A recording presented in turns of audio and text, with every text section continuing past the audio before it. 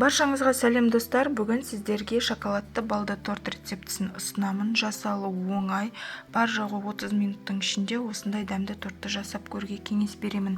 Ең басты ерекшелігі оқтаусыз жасалады, сондықтан да тез дайын болатын торт. Алдымен балымызды газымызға қойып, осындай сұйық күйге келтіріп аламыз. Содан кейін 2 шай қасық ас содасын қосамыз. Ас содасын қосқаннан кейін үздіксіз араластыра отырып, осындай аппақ көпіргенше араластыру қажет. Егер осындай етіп көпіретін болса, сіздің тортыңыздан ас содасының дәмі шықпайтын болады. Сондықтан осы көпірту маңызды. Көпір болғаннан кейін сармайымызды саламыз, бұны да толықтай ерітеміз.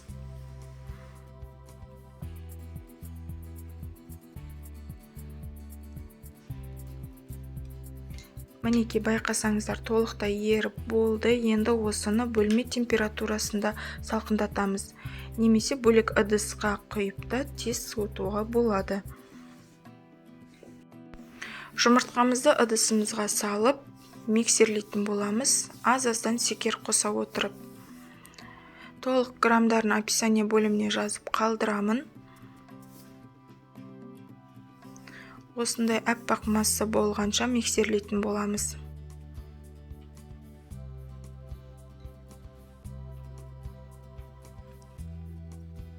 Суып тұрған балды қоспамызды осы сәтте қосып, жақсылап миксерлеп аламыз. Біркелкі түгелдей араласып алу қажет.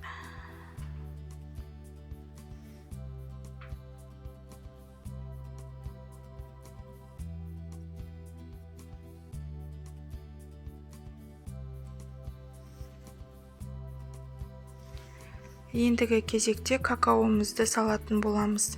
Какаоны алдын ала електен немесе ситадан өткізіп алу қажет. Сол кезде какаоңыз жақсы араласатын болады. Егер електен өткізбесеңіз, комочек сияқты неге сұйық массаға түскен кезде түйіршік болып қалып қояды. Сондықтан алдын ала електен өткізген жақсы. Ұнымызды да дәл електен өткізіп, біртіндеп қосамыз, бөліп-бөліп.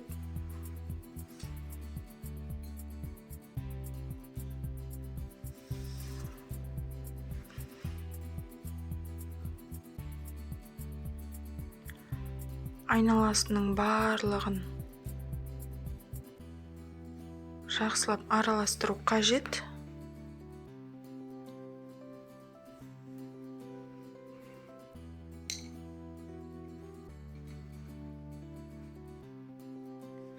Шетіндегісінің барлығын силиконды лопаткамен алып жіберсеңіздер болады. Тағы да бір қайтара, сосын миксерлеп алатын боламыз.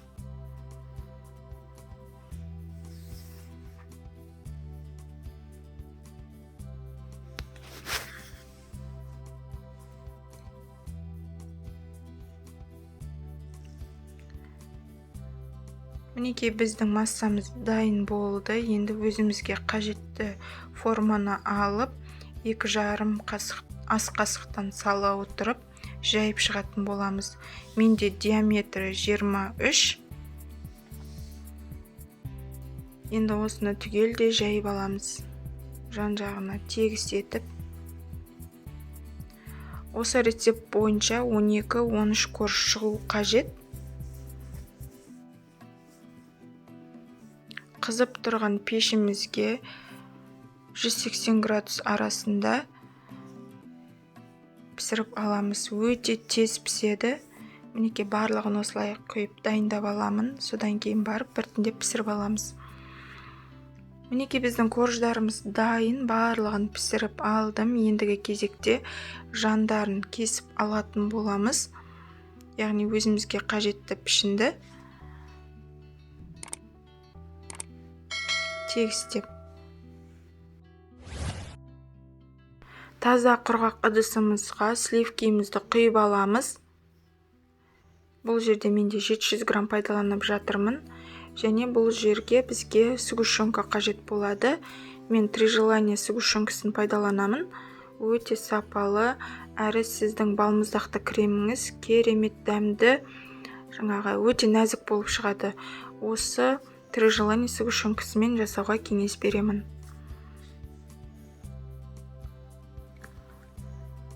Балмұздақты кремді шоколадты бисквитпен үйлестірген кезде бір өте нәзік, жағымды жаңағы торттың дәмін сезесіздер. Осы креммен жасасаңыздар, өкінбейсіздер.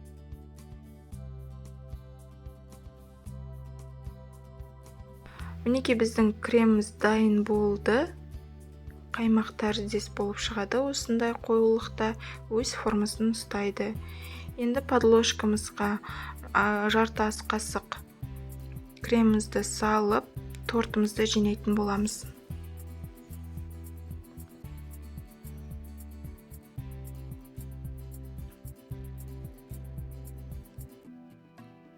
Екі жарым 3 ас қасықтан кремімізді жағып жинайтын боламыз. Егер осы рецептпен жасайтын болсаңыздар, сізде 1,5 келі жаңа торт дайын болады. Салмағы жағынан крем молынан жетеді. Аямай жақсаңыздар болады.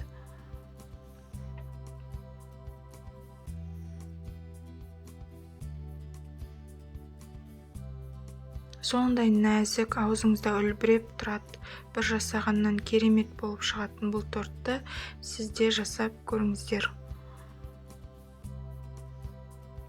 Соңғы коржымызды салып жатырмын. Бетін кремімізді жағып алатын боламыз.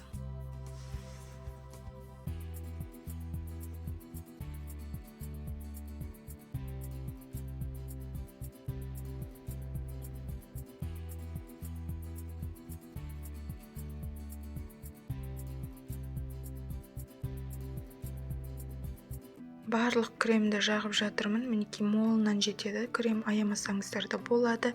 Енді осыны жарты сағатқа холодильникке салып қоямын. Мінекей жарты сағат тұрды. Кесінділерін өстіп қолмен немесе блендермен үгітіп алуға болады. Енді бетіне түгелдей жауып шығатын боламыз.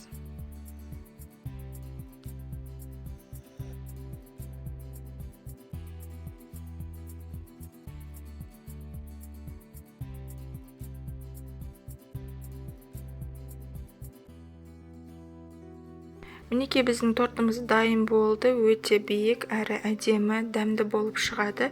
Жасап көруге кеңес беремін. Достар, егер менің видеом ұнап жатырған болса, арнама тіркеліп, лайк басып, пікір қалдыруды ұмытпаңыздар. Қандай да бір сұрақ туындаған жағдайда коммент бөліміне қалдырсаңыздар, міндетті түрде жауап беретін боламын. Өте нәзік әрі жұмсақ, көріп тұрғандарыңыздай. Астарыңыз дәмді болсын. Келесі кездескенше сау болыңыздар.